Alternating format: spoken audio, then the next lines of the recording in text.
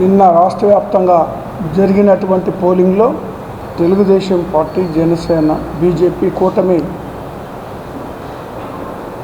దౌర్జన్యాలతో బూతుల ఆక్రమణలో అరాచకాన్ని సృష్టించి అధికారంలోకి రావాలని విఫలయత్నం చేసింది. కానీ వాళ్ళు చేసినటువంటి ప్రయత్నాన్ని ప్రజలు అడ్డుకోవడం జరిగింది. వాళ్ళు ఏదైతే భయభ్రాంతుల్ని చేయాలని ఆశించారో దానికి వ్యతిరేకంగా ప్రజల్లో తిరుగుబాటు వచ్చి అత్యధిక సంఖ్యలో ఓటింగ్ పాల్గొనడం జరిగింది. ఓటింగ్లో పాల్గొనడంలో ప్రధానంగా మహిళల యొక్క ప్రాధాన్యత, మహిళల యొక్క శాతం ఎక్కువగా కనపడుతుంది అనేటువంటిది రాష్ట్రం మొత్తం మీద కూడా స్పష్టంగా తెలుస్తూ ఉంది. ఏదైతే మహిళలు ఎక్కువ శాతం ఓటింగ్లో పాల్గొన్నారో అది వైఎస్ఆర్ కాంగ్రెస్ పార్టీకి, జగన్మోహన్ రెడ్డి గారికి మద్దతుగా ఉన్నారనేటువంటి మాట వాస్తవం. ఈరోజు గత 5 సంవత్సరాల్లో జగన్మోహన్ రెడ్డి గారు మహిళలకు అత్యంత ప్రాధాన్యత ఇవ్వడం కాకుండా అన్ని పథకాల్లో కూడా మహిళలను భాగస్వాములు చేసినటువంటి పరిస్థితుల్లో గత 5 సంవత్సరాలు చూసాం. కనుకనే మహిళలు ఒక విప్లవంలాగా బయటకు వచ్చేసి వైఎస్ఆర్ కాంగ్రెస్ పార్టీకి ఓట్లు వేసి బలపరిచినటువంటి పరిస్థితులు మనం చూసాం. అయితే అనేక చోట్ల ఈ కూటమి నాయకులు ఎమ్మెల్యేల మీద దాడులు చేయడం, వైసీపీ కార్యకర్తల మీద దాడులు చేయడం, వైసీపీ నాయకుల మీద దాడులు చేయడం దురదృష్టకరమైనటువంటి విషయం. ఎన్నికల్లో ఓడిపోతామనేటువంటి ఆలోచనతోటి ప్రజల్లో వస్తున్నటువంటి స్పందన చూసి భరించలేక, ఓర్వలేక దాడులకు తెగబడడం అనేటువంటిది ప్రజలు గమనించాలని నేను కోరుతా ఉన్నా. వాళ్ళు చేసేటువంటి విధ్వంసాన్ని, ఈ రాష్ట్రాన్ని ఎన్నికల రోజు రావణ కాష్టగా మార్చాలి, ఏదో ఒక విధంగా ఎన్నికల్లో విజయం సాధించాలని కూటమి నాయకులు అనేక ప్రయత్నాలు చేయడం జరిగింది. అందుకే మేము మొట్టమొదటి నుంచి కూడా చెప్తా ఉన్నాం, ఇది పేదలకు, పెత్తందారులకు జరుగుతున్నటువంటి యుద్ధం అని. ఇది అంతిమంగా పేదలే విజయం సాధిస్తారు అనేటువంటి మాట ముందు నుంచి చెప్తానే ఉన్నాం మేము. అదేవిధంగా ఎస్సీ, ఎస్టీ, బీసీ మైనారిటీలు జగన్మోహన్ రెడ్డి గారిపై చూపుతున్నటువంటి ఆదరణ చూసి ఓర్వలేక దాడులకు పాల్పడుతున్నటువంటి పరిస్థితులు మనం గమనిస్తూ ఉన్నాం. ప్రజలను భయభ్రాంతులను చేసి మరి కొన్ని ప్రాంతాల్లో కూడా రిగ్గింగ్ కూడా పాల్పడ్డటువంటి పరిస్థితులు కూడా చూస్తూ ఉన్నాం. కొంతమంది అధికారులు మరి వారికి మద్దతు ఇచ్చిన, కొంతమంది పోలీసు అధికారులు కూడా మద్దతు ఇచ్చినట్టు కూడా తెలిసిన వాళ్ళందరి మీద కూడా ఖచ్చితంగా చర్యలు ఉంటాయి. ఎందుకంటే వైఎస్ఆర్ కాంగ్రెస్ పార్టీ మరి పేదల పక్షాన నిలబడ్డటువంటి పార్టీ. మరి ఈ రాష్ట్రంలో కొందరు పెత్తందారులు ఏదో ఒక విధంగా అధికారాన్ని చేజిక్కించుకొని వాళ్ళ పబ్బం గడుపుకోవాలనేటువంటి చేసేటువంటి ప్రయత్నానికి గండి కొట్టినటువంటి మరి ఈ పేద ప్రజానికం, ముఖ్యంగా ఎస్సీ, ఎస్టీ, బీసీ మైనారిటీల మీద కూడా మరి ఈరోజు ప్రభుత్వం పట్ల సానుకూలంగా స్పందించారనేటువంటి మాట వాస్తవం.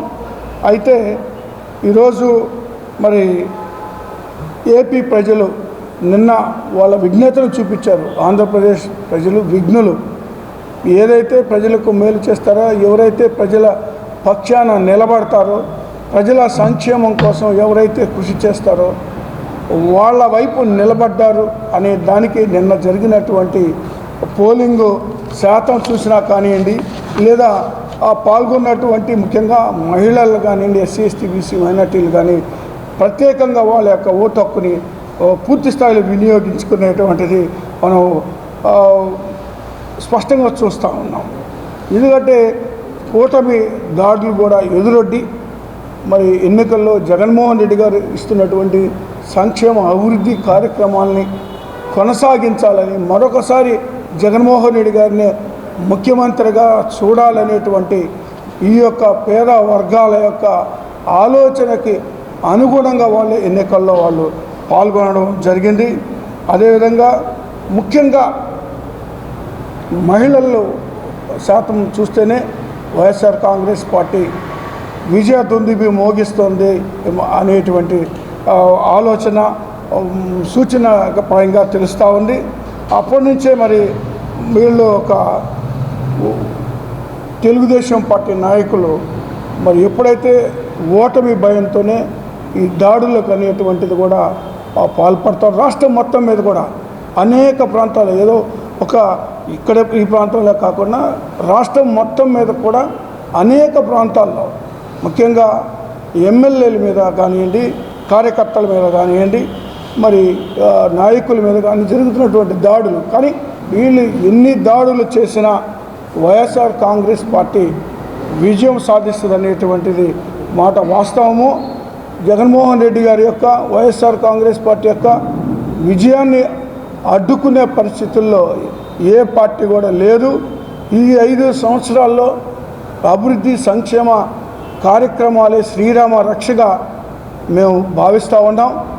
దానికి అనుగుణంగానే ప్రజలు కూడా స్పందించినట్టుగా తెలుస్తుంది. మరి రాత్రి 10-11 గంటల్లో కూడా పోలింగ్ జరుగుతూ ఉందంటే పోలింగ్ సరళిని బట్టే మరి మా యొక్క విజయ అవకాశాలు మెరుగుపడ్డాయి అనేటువంటి మాట కూడా తెలుస్తూ ఉంది. కాకపోతే ఇక్కడ ఒకటే నేను చెప్పదలుచుకున్నాను, ఈ యొక్క చాలా స్పష్టంగా తెలుగుదేశం పార్టీ కానీ కూటమి కానీ వీళ్ళు అధికారంలోకి వస్తే మరి సంక్షేమ కార్యక్రమాలన్నింటికి కూడా తూట్లు పొడిచి కేవలం వాళ్ళు ఈ రాజధాని అభివృద్ధి మీద దృష్టి పెట్టి రాజధానిలో వాళ్ళ భూముల్ని కాపాడుకునేటువంటి విధానాన్ని మాత్రమే వాళ్ళ యాక్షన్ ప్లాన్లో పెట్టుకున్నటువంటి పరిస్థితులు ఉన్నాయి. కానీ అలా కాకుండా జగన్మోహన్ రెడ్డి గారు రాష్ట్రం మొత్తం కూడా 3 రాజధానులు మరి ద్వారా 3 ప్రాంతాల్లో కూడా అభివృద్ధి చెందాలని, మరి ముఖ్యంగా పేదల శాతాన్ని మరి గతంలో 12.5% ఉన్నటువంటి పేదలు ఈ రాష్ట్రంలో మరి 6% కిందకి మరి దిగిందంటే కేవలం మరి జగన్మోహన్ రెడ్డి గారి యొక్క పరిపాలనే. జగన్మోహన్ రెడ్డి గారి పేదల యొక్క కొనుగోలు శక్తిని పెంచారు. ఈరోజు రాష్ట్రంలో పేదవాళ్ళని గొప్పవాళ్ళని చేయాలని ఇంటింటికి కూడా సంక్షేమ కార్యక్రమాలు అందించారు. అదే సంక్షేమ కార్యక్రమాలు మరి ప్రజలు కోరుకుంటూ ఉన్నారు.